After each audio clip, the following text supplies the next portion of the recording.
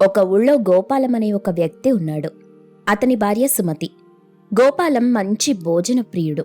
అతనికి కోడి పలావ్ అంటే మహా ఇష్టం. ఎంతలా అంటే కోడి పలావ్ రోజూ పెట్టినా తింటాడు.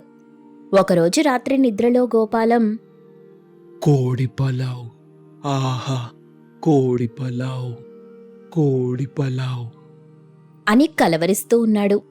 భార్య సుమతి, ఏవయ్యా ఏవయ్యా, ఏంటా కలవరింపు? అని భర్తని తట్టి లేపింది. అతను ఉలిక్కిపడి లేచాడు. కోడి పలావ్ అంటే పడి చచ్చేలా ఉన్నావే. నిన్ననే కదా తిన్నావు. అప్పుడేనా మళ్ళీ? నువ్వు మనిషివా జంతువ్వా?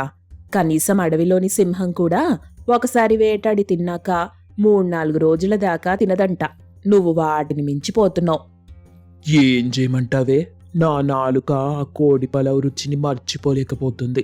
కాస్త వండి పెట్టవే, లేకపోతే నిద్ర పట్టేలా లేదు నాకు. ఏంటి ఇంత రాత్రి వేళ? తినడానికి ఎప్పుడైతే ఏంటే, నాలుక కోరుకోవాలి గాని.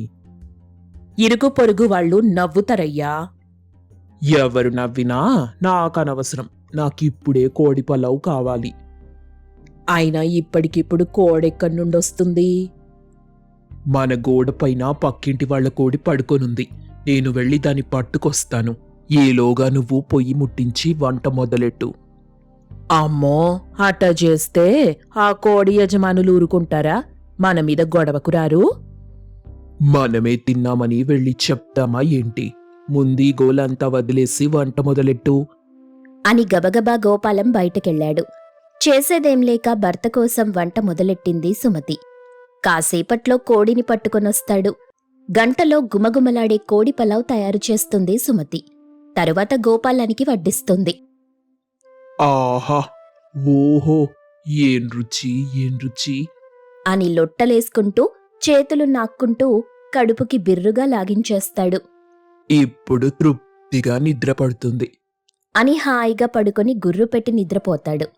అలా 2 రోజులు గడుస్తాయి. పనికెళ్లిన గోపాలం మధ్యాహ్నం సమయంలో అన్నం తినడానికి క్యారేజీ విప్పుకుంటాడు. అందులో ఉన్న పప్పు అతనికి మింగుడు పడదు. కోడి పలావే గుర్తొస్తుంది. అతి కష్టం మీద ఆ భోజనం తింటాడు. కూలీ డబ్బులతో సాయంత్రం ఇంటికొచ్చేటప్పుడు కోడి తీసుకొస్తాడు. అది చూసి కోప్పడుతుంది భార్య సుమతి. 2 రోజుల కిందే కదా కోడి పలావ్ తిన్నావు. మళ్ళీ ఇయ్యాల కూడా కోడి తీసుకొచ్చావేంటి? ఏమే, నాలుకొకటే పీకుతా ఉందే. కోడి పలావ్ నోట్లో పడకపోతే ఏం తోచట్లేదు. ఏదో పోగొట్టుకున్నట్టుగా అనిపిస్తుంది. సంపాదించిన డబ్బంతా ఇట్ట తిండికే కాజేస్తావా? ఒక పండగ పబ్బం లేకుండా రోజు కోడి పలావ్ తింటే సంసారం ఏమైపోతుందనుకున్నావు? మనమేవైనా లక్షాధికారులమా? ఇదిగో, కోటి విద్యలు కూటి కోసమన్నారు పెద్దలు. ఎంత సంపాదించినా ఖర్చు పెట్టినా మన కడుపుకేగా. దానికి కూడా ఒక మితముంటుంది. కడుపొక్కదాన్ని తృప్తిపరుచుకుంటే సరిపోతుందా? మిగతా ఖర్చులు, సంసారం గురించి ఆలోచనొద్దా? ఇయ్యాల కూడా ఒక్కరోజుకేనే, ఇక రేపటి నుండి తీసుకురాన్లే. నిన్నెట్టా నమ్మేది? రోజు ఇట్టాగే చెప్తున్నావు. లేదు, నిజంగా తీసుకురాను. మాట అంటే మాటే. వండి పెట్టవే. అని భార్యని బ్రతిమాలాడు. నేను వండనంటే వండను. ఆ కోడిని తిరిగిచ్చేసి డబ్బు తీసుకురా. అని మొండికేసింది. గోపాలానికి ఏం చెయ్యాలో అర్థం కాదు. ఒకవైపేమో నాలుక లాగేస్తోంది. ఇక లాభం లేదనుకొని, నాకు వండుకోవడం రాదనే కదా బతిమాలుతుంటే బెట్టు చేస్తున్నావు. నీతో పని లేకుండా నేనే వండుకుంటాను, చూస్తుండు. గోపాలం పొయ్యి ముట్టించి వంట మొదలెట్టాడు. పలావ్ మీద తనకున్నటువంటి అమితమైన కోరిక వల్ల అద్భుతమైన కోడి పలావ్ తయారు చేస్తాడు. అది చూసి ఆశ్చర్యపోయింది సుమతి. తరువాత తృప్తిగా భోంచేస్తాడు. భార్యకి కూడా పెడతాడు. కోడి పలావ్ రుచి చూసిన సుమతి, నాకంటే కూడా రుచిగా వండావయ్యా అని తింటుంది. అలా కొన్నాళ్లు గడుస్తాయి. గోపాలానికి ఆర్థిక పరిస్థితి అంతంత మాత్రం. కాని అతనికి కోడి పలావ్ తినాలనే కోరిక మాత్రం చావదు. రోజురోజుకి పెరిగిపోతుంటుంది. దానికోసమే ఆలోచిస్తుంటాడు. అప్పుడు తనలో తాను, నేను రోజు కోడి పలావ్ తినాలి. అలాగే అది తినడానికి కావలసిన ఆర్థిక స్తోమత నాకు రావాలి. ఈ రెండూ జరగాలంటే ఒక్కటే దారి. నాకెలాగూ కోడి పలావ్ వండటం వచ్చు. కాబట్టి నేనే కోడి పలావ్ హోటల్ పెడితే డబ్బులకి డబ్బులు, నేను కూడా తృప్తిగా కోడి పలావ్ లాగించొచ్చు. అనుకొని వెంటనే తన ఊరి మధ్యలో ఒక చిన్న గుడారం వేసుకుని కోడి పలావ్ వ్యాపారం మొదలెట్టాడు. గోపాలం కోడి పలావ్ వండుతుంటే ఆ వాసన ఊళ్ళోని వీధుల్లోకి, ఇళ్లలోకి పాకిపోతుంది. ఊరి జనాల ముక్కుకి కమ్మటి వాసన గుబాలిస్తుంది. ఊరి జనమంతా గోపాలం కోడి పలావ్ రుచి చూడడానికి అతని దుకాణం దగ్గరికొచ్చారు. అందరూ తింటారు. గోపాలం కోడి పలావ్ రుచికి ఊరివాళ్లు మంత్రముగ్ధులైపోతారు. తృప్తిగా ఎగబడి తింటారు. గోపాలం, నీ చేతిలో ఏదో మాయా మంత్రముందయ్యా.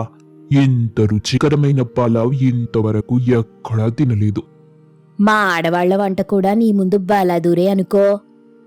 కాసేపట్లోనే గోపాలం వండిన వంట మొత్తం అయిపోతుంది. ఎప్పుడూ చూడనంత డబ్బు చూసేసరికి ఆశ్చర్యపోతారు భార్యాభర్తలు. అమ్మో, ఇంత డబ్బే! ఒక్కరోజులో ఇంత డబ్బు చూస్తానని కలలో కూడా అనుకోలేదయ్యా. నేను కూడా. అని ఇద్దరూ తెగ సంబరపడిపోతారు. అలా రోజుకి 2-3 డేకిశాల కోడి పలావ్ అమ్ముతూ బాగా డబ్బు సంపాదిస్తుంటాడు గోపాలం. ఆ డబ్బు చూసి కోడి పలావ్ మీద ఉన్నటువంటి అతని కోరిక కాస్త నెమ్మదిగా డబ్బు పిచ్చికి మళ్ళింది. దాంతో జబ్బు చేసి చనిపోయిన కోళ్లని తక్కువ రేటుకు తీసుకొచ్చి వాటితో కోడి పలావ్ తయారు చేసి అమ్ముతూ సొమ్ము చేసుకుంటాడు. చూసావా నేనా తెలివి? అంటూ తనని తానే మెచ్చుకుంటాడు. నాకెందుకో భయంగా ఉందయ్యా. మనకొస్తున్న ఆదా చాల్లే. ఈ మోసం బయటపడిందంటే ఉన్న వ్యాపారం పాడైపోవడంతో పాటు మనకి కూడా లేనిపోనిబ్బందులొస్తాయి. నువ్వనుకున్నట్టేం జరగదు. ఊరికే భయపడకు, నేనున్నాగా. కొన్నాళ్లు సాఫీగానే సాగిపోతుంటుంది గోపాలం మోసపూరిత కోడి పలావ్ వ్యాపారం. అయితే మోసం ఎక్కువ కాలం దాగదన్నట్టు అనుకోకుండా గోపాలం కోడి పలావ్ తిన్న ఊళ్ళోని వాళ్లు ఒక్కొక్కరుగా జబ్బున పడటం మొదలవుతుంది. వాంతులు, విరోచనాలు చేసుకుంటారు. ఊరివాళ్లు ఆలోచనలో పడతారు. వాళ్లకి గోపాలం వంటపై ఎందుకో కాస్త అనుమానం కలుగుతుంది. గోపాలానికి తెలియకుండా అతనిపై నిఘా ఉంచుతారు. ఒకరోజు గోపాలం కోడి మాంసం తీసుకురావడానికి పట్నం వెళ్ళాడు. అతనికి తెలియకుండా ఊరివాళ్లు కొందరు అతన్ని వెంబడిస్తారు. గోపాలం ఒక కోళ్ల ఫాంలోకి వెళ్లి చచ్చిపోయిన కోళ్లని బేరమాడి తీసుకుంటాడు. అది చూసి ఊరివాళ్లు ఆశ్చర్యపోతారు. ఈదా ఈడు చేస్తున్న పని, అందుకే మనందరం జబ్బున పడుతున్నాం. ఈడి మోసానికి తగిన బుద్ధి చెప్పాలి అనుకుని మౌనంగా ఒక పక్క దాక్కుంటారు. గోపాలం ఎప్పటిలా మాంసం తీసుకొచ్చి వంట మొదలెట్టాడు. అప్పుడే ఊరివాళ్లంతా పోలీసుల్ని అక్కడికి తీసుకొస్తారు. వాళ్లందర్నీ పోలీసుల్ని చూసి సుమతి భయపడిపోయింది. గోపాలమేమీ అర్థం కాక ఆశ్చర్యంగా చూస్తున్నాడు. వచ్చిన పోలీసు అతను చేసిన మోసాన్ని వివరించి అరెస్ట్ చేస్తాడు గోపాలాన్ని. తనని తాను రక్షించుకునే పనిలో భాగంగా గోపాలం అబద్ధమాడ్డం మొదలెడతాడు. నాకే పాపం తెలీదు. నేను చాలా మంచోన్ని. ఎటువంటి మోసమూ లేదు నా దగ్గర. నా ఎదుగుదల చూసి ఓర్వలేక ఊరోళ్ళంతా ఇట్ట చేస్తున్నారు అని అనడంతో గోపాలం అలా అంటాడని ముందుగానే ఊహించిన ఊరివాళ్లు అతనికి జబ్బు చేసి చచ్చిపోయిన కోళ్లనమ్ముతున్న కోళ్ల ఫామ్ యజమానిని కూడా సాక్ష్యానికి అక్కడికి తీసుకొచ్చారు. దాంతో గోపాలం బిక్కమొహం వేశాడు. దొరికిపోయాడని అర్థమై భయంతో వణికిపోయాడు. నన్ను క్షమించండయ్యా, ఇంకెప్పుడు ఇట్లాంటి తప్పు చెయ్యను, నాకు బుద్ధొచ్చింది అని ఊరి వాళ్ళందరి కాళ్ల మీద పడి వేడుకుంటాడు. కాని ఎవరూ అతని మీద దయ చూపించకపోవడంతో పోలీసు అతన్ని తీసుకుని వెళ్ళిపోతాడు. తన అత్యాశ తనని కటకటాల పాలు చేసిందని బావురుమంటాడు. నేను చెప్పినా నా మాట వినలేదు, ఇప్పుడు చూసావా అని సుమతి కూడా ఏడుస్తూ ఉంటుంది. ఆ గ్రామం పేరు నిషాపురి. పేరుకు తగ్గట్టే ఆ గ్రామం ఎప్పుడూ చీకట్లో మునిగి ఉండేది. అది కేవలం చుట్టూ ఉన్న కొండలు, అడవుల వల్ల కాదు. ఆ గ్రామానికి ఒక భయంకరమైన శాపముంది. అందుకే అక్కడ సూర్యరశ్మి అస్సలు పడదు. సూర్యుడు ఉదయించినా ఆ కిరణాలు నిషాపురిని చేరలేవు. ఆ శాపం కారణంగా అక్కడి ప్రజలు పగటిపూట కూడా దీపాలు, కాగడాలతోనే పని చేసుకునేవారు. ఆ చీకటి వాళ్ల జీవితాల్లోని ఆనందాన్ని, ఉత్సాహాన్ని కూడా కప్పేసింది. గ్రామంలో ఒక చిన్న పల్లెటూరి బడి ఉంది. ఆ పిల్లలు దీపాలు వెలిగించి కూర్చొని చదువుకునేవాళ్లు. ఆ బడిలో గురువులు విద్యార్థులకి సూర్యుడి గురించి, ఆకాశం గురించి, ఆకాశంలో ఉన్న నక్షత్రాల గురించి, చంద్రుడి గురించి చెప్పేవారు. కానీ అవి వారు ప్రత్యక్షంగా చూడలేరు. ఎందుకంటే నిశాపురి చుట్టూ ఉన్న అడవి భయంకరమైన శాపం వల్ల ఆకాశం కూడా పూర్తిగా కనిపించదు. ఒకరోజు సత్యం అనే ఒక వ్యక్తి తన స్నేహితులతో కలిసి విహారయాత్రకు బయలుదేరాడు. దట్టమైన అడవుల్లో నడుస్తూ ప్రకృతి అందాల్ని ఆస్వాదిస్తున్నప్పుడు అకస్మాత్తుగా వర్షం మొదలైంది. గట్టి ఈదురుగాళ్లతో కూడిన వర్షం వల్ల వాళ్లంతా చెల్లాచెదురైపోయారు. సత్యం దారి తప్పి ఒంటరిగా నడుస్తూ ఉండగా దూరంగా ఒక చీకట్లో మునిగిపోయిన నిశాపురి గ్రామం కనిపించింది. సత్యం ఆ గ్రామంలోకి అడుగు పెట్టగానే ఒక వింత అనుభవం ఎదురైంది. పగటిపూట కూడా చీకట్లో నడుస్తున్నప్పుడు సత్యం నిర్ఘాంతపోయాడు. అంత చీకట్లో కూడా అక్కడి ప్రజలు తమ పనులు యథావిధిగా చేసుకుంటున్నారు. అతను గ్రామంలోని ఒక ఇంటి దగ్గర ఆగాడు. ఒక వ్యక్తి బయట కూర్చొని దీపం వెలిగించి ఏదో పని చేస్తున్నాడు. నమస్కారం సోదరా, నేను విహారయాత్రకొచ్చి దారి తప్పి ఈ గ్రామానికి చేరుకున్నాను. నా పేరు సత్యం. మీరు నాకిక్కడి నుండి బయటపడే దారి చూపించగలరా? నమస్కారం అయ్యా, నేను రాము, ఏంటి యజమానిని. మీరు దారి తప్పిపోయారా? ఈ చీకట్లో ప్రయాణిస్తున్నప్పుడు జాగ్రత్తగా ఉండాలి. అవును, నా స్నేహితులు కూడా దారి తప్పిపోయారు. ఈ గ్రామం ఎందుకు చీకట్లో ఉంది? పగలు కూడా ఇలాగే ఉంటుందా? అయ్యా, ఈ గ్రామం ఎప్పటి నుండో ఇలాగే ఉంది. మా తాత ముత్తాతల కాలం నుండి ఈ చీకటి మా జీవితంలో ఓ భాగం. మాకు సూర్యరశ్మి అంటే ఏంటో తెలీదు. మాకు దీపాలు కాగడాలతోనే జీవితం గడిచిపోతుంది. అయ్యో, ఇది చాలా విచిత్రంగా ఉంది. మీరు సూర్యరశ్మిని చూస్తే ఆశ్చర్యపోతారు. దాని వెలుగు, రంగులు ఎంత అద్భుతంగా ఉంటాయో మీకు తెలుసా? నేను మీకు సాయం చేయగలను. అయ్యా, మీరు ఈ పని చేయడానికి ప్రయత్నించొద్దు. ఈ గ్రామంలో ఎవరూ ఈ చీకటిని తొలగించడానికి ప్రయత్నించలేదు.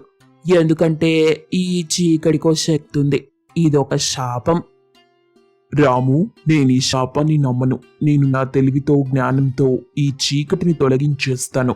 నేను ఈ గ్రామానికి వెలుగునిస్తాను. గురువుగారు, మీరు నా మాటినండి. ఈ చీకటికో శక్తి ఉంది, అది ఎవ్వరికీ తెలీదు. మీరు ప్రమాదం తెచ్చుకోవద్దు. రాము, నేను ఈ గ్రామంలోని ప్రజలకి వెలుగునిస్తాను. నేను ఈ చీకటిని తొలగించి సూర్యరశ్మిని ఈ గ్రామంలోకి తీసుకొస్తాను. సత్యం రాముతో మాట్లాడుతుండగా గ్రామ ప్రజలు గుమిగూడారు. సత్యం వాళ్ళని చూసి, నమస్కారం సోదరులారా, నేను సత్యం. అయ్యా నమస్కారం. మీరు మాకు సాయం చేయడానికి వచ్చారు, కానీ మీరు ఈ పని చేయలేరు. ఈ చీకటి మాకొక రక్షణ. ఈ చీకటి మాకు బయట ప్రపంచం నుండి రక్షణ ఇస్తుంది. గ్రామ పెద్దగారు, మీరు ఈ చీకటిని రక్షణగా భావిస్తున్నారు, కానీ ఇది మీ జీవితాల్ని నాశనం చేస్తుంది. మీరు ఈ చీకట్లో బతుకుతున్నారు. మీరు మీ జీవితాలను ఎందుకు నాశనం చేస్తున్నారు? గ్రామ పెద్దగారు, మీరు ఈ చీకట్లో బ్రతుకుతున్నారు. మీరు ప్రపంచాన్ని చూడలేరు. మీకు మీ జీవితంలో ఎంత వెలుగుందో తెలీదు. నేను మీకు ఆ వెలుగు చూపిస్తాను. ఈ చీకటిని తొలగిస్తాను. మీరు ఈ పని చెయ్యలేరు. మీరు మా మాట వినండి. మీరు ఈ పని చేస్తే మీ జీవితం ముగిసిపోతుంది. నేను నా ప్రాణాల్ని పణంగా పెట్టైనా సరే ఈ చీకటిని తొలగించేస్తాను. నేను ఈ గ్రామానికి వెలుగునిస్తాను. ఒకరోజు సత్యం గ్రామంలోని ప్రజలకి ఒక కొత్త మార్గం చూపించాడు. అతను వాళ్ళని ఒక గుహలోకి తీసుకెళ్లాడు. ఆ గుహ చాలా లోతుగా ఉంది. గుహలోపలికి వెళ్లగానే ఒక పెద్ద ద్వారం కనిపించింది. ఆ ద్వారం మీద ఒక విచిత్రమైన భాషలో ఏదో రాసుంది. ఈ ద్వారం వెనుక చీకటి ఉంది. ఈ చీకటిని తొలగించడానికి మనం ఈ ద్వారం తెరవాలి. సత్యం, ఈ ద్వారం తెరవద్దు. ఈ ద్వారం వెనకేముందో మనకు తెలీదు. అది మనకి ప్రమాదకరం కదా. రాము, భయపడకు. నేనున్నాను కదా. నేను ఈ ద్వారం తెరుస్తాను. సత్యం గురువు ఆ ద్వారం మీద తన చేతిని పెట్టి ఒక మంత్రాన్ని పఠించాడు. ఆ మంత్రం పఠించగానే ద్వారం నెమ్మదిగా తెరుచుకుంది.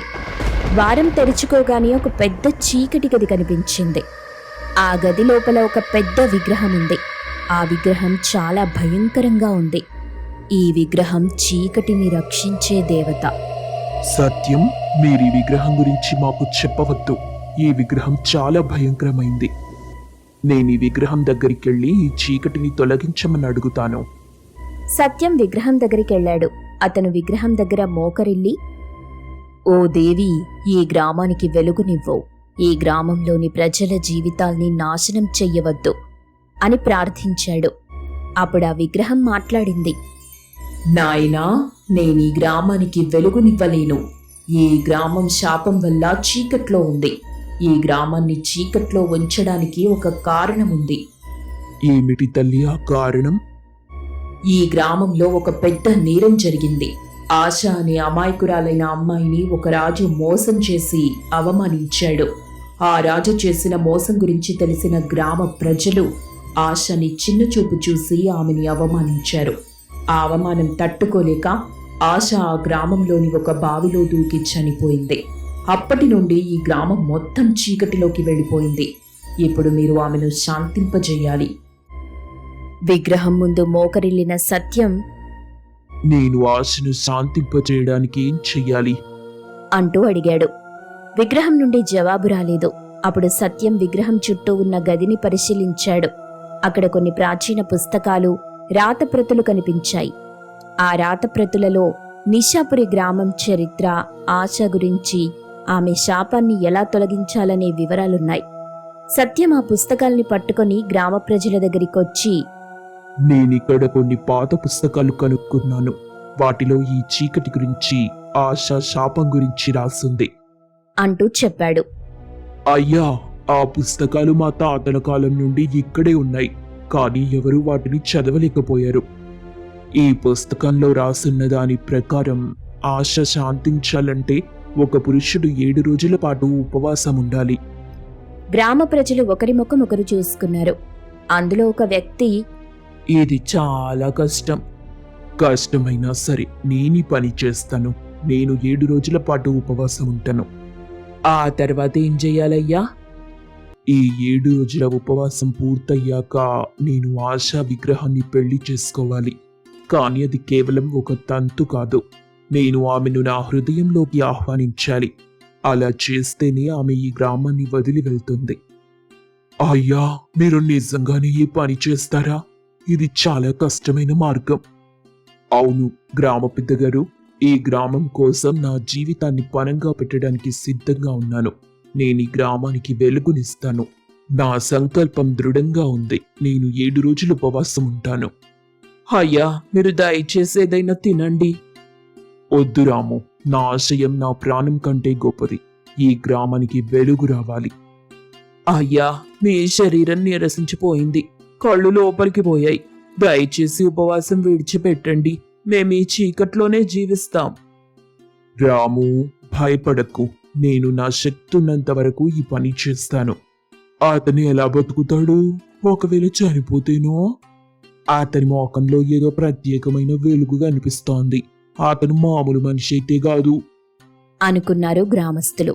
7వ రోజు రాత్రి సత్యం ఉపవాసం పూర్తి చేశాడు. ప్రజలందరూ అతని చుట్టూ గుమిగూడారు. సత్యం నిస్సత్తువగా ఉన్నప్పటికీ అతని ముఖంలో ఒక ప్రత్యేకమైన తేజస్సు కనిపించింది. అయ్యా, మీరొక విహారయాత్రికుడు కాదు, మాకు మీరు దైవంలాగా కనిపించారు. మీ ప్రేమాభిమానాలకు ధన్యవాదాలు.